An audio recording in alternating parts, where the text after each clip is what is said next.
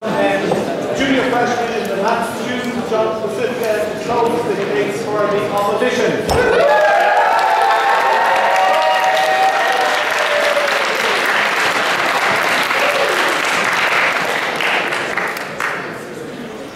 Ladies and gentlemen, as I look around this chamber this evening, I see people of all sorts of nationalities, all sorts of backgrounds, all sorts of fields of studies, and all sorts of dress senses.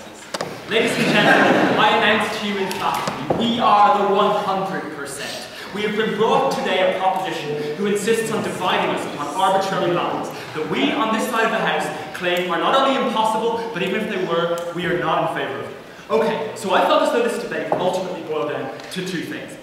Whether or not this thing would actually work, and even if it would, whether or not the principles are actually something that's worth getting behind. Okay, so Will got up here and he said that all that he has to do as the proposition is contend that the 1% exist. We see that as absolute rubbish, and we absolutely concede that 1% exists. As a math student, I can tell you that there's 100% things arranged in order. There's always the motion is this, and furthermore, right, the motion is not, this house believes there's a problem with society and that maybe we're a little bit discontent. The motion is this house would actually get up, go down there to Dame Street or to Wall Street or wherever, and actually sit out there and protest with those people. So that's the motion that I'm going to be debating this evening. Right.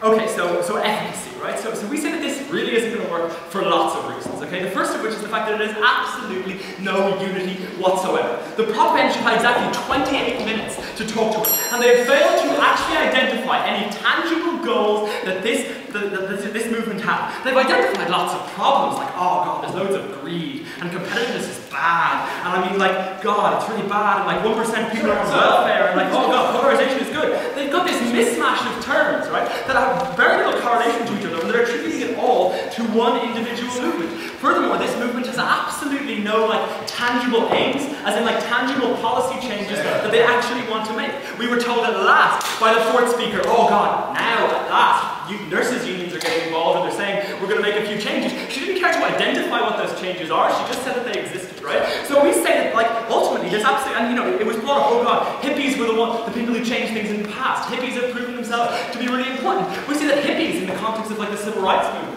you know, they were really important because they actually had tangible aims. Yes, they had the big, broad, sweeping ideas, but at the same time they also had tangible goals, like, you know, removing segregation on public transport, etc. Actual, tangible legal things that they were trying to change. We say this movement doesn't have that, and this movement is going to fail, because ultimately, right, let's assume the politicians listen to them, let's assume the politicians take everything they say on board. What are they going to do when this movement, who they've been listening to all the time, hasn't actually told them what they want? They've just identified loads and loads of problems, right? Furthermore, we say that, like, all the ideas of this movement are completely open to being, like, tainted by anyone who should choose to get involved, because ultimately there is no need, right? And we say that, you know, ultimately anyone who gets involved in this movement who does have strong held convictions, the kinds of ones that were fabricated by proposition, those principles are going to be undermined, because they're going to be lumped in with the massive collective, you know, disunity of the entire movement. And we see that any individual ideas that any of these people actually hold will be deemed completely worthless, because ultimately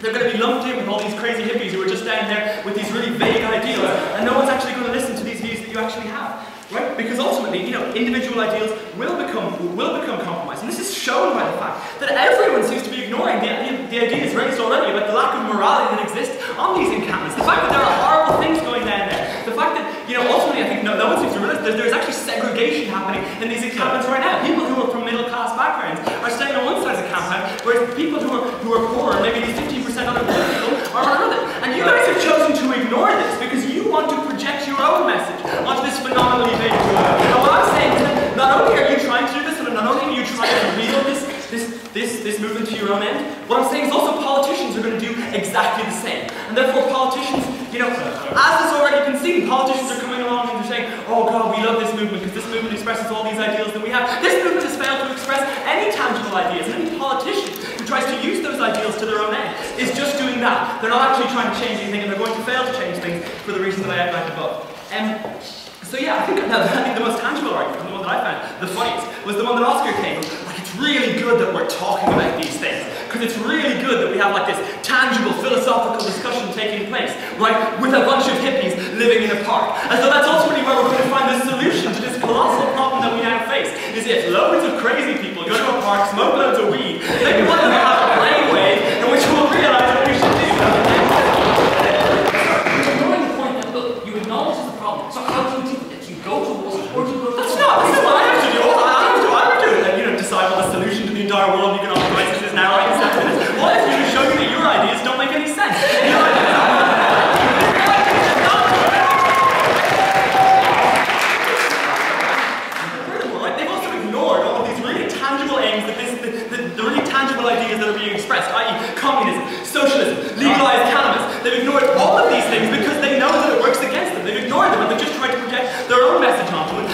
ideal is an absolute falsity and is wrong, and that's why the movement is going to fail. But let's assume that I'm wrong here, and let's assume that there are these really tangible aims that you've identified. I want to talk about the problems associated with those aims, right?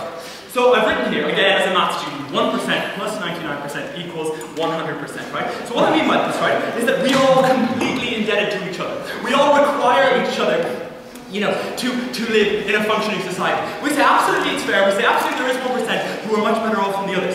But we say that is ultimately inevitable because ultimately one group of people's actions will always be valued monetarily higher than another, right? But what we say, you know, this idea was brought by Ben. God, competitiveness is really bad because like competitiveness is bad because it's bad. And what we say is that's really bad because we say competitiveness is really, really good. Not just for the 1%, but for everyone, right? Because if you take the idea of like Henry Ford was this evil, disgusting, anti-Semitic capitalist, right? But at the same time, he invented a method of producing cars that mean loads of poor people now have cars. We see that's a really, really good thing. We say capitalism benefits everyone. We say it's impossible for the 1% to prosper without the 99%, right? And furthermore, we say that, you know, this idea was brought of like, oh, you know, Wall Street are deciding what they want. Wall Street get to determine insurance prices. No, ladies and gentlemen, the free market decides insurance policies. It's just like how much things cost. It isn't like some guy at Wall Street just like, you know what, I think I'm going to make people pay loads more for insurance, because if they did that, people wouldn't do it because they'd go to another insurance provider because competitiveness is really, really, really good, right? So I think, you know, ultimately the problem that we've identified is the fact that we are continuing to curb the free market too much. I'm going to quote Adam Smith again, right?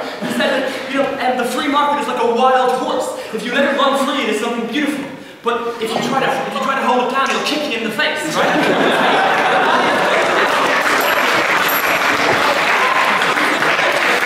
The reason that this movement is not going to work because it has absolutely no tangible aims. Tangible aims that, you know, the proposition of 28 minutes to identify but failed to do so. And even if these ideals, you know, did exist, we wouldn't want them anyway. So for that reason, I beg you to oppose.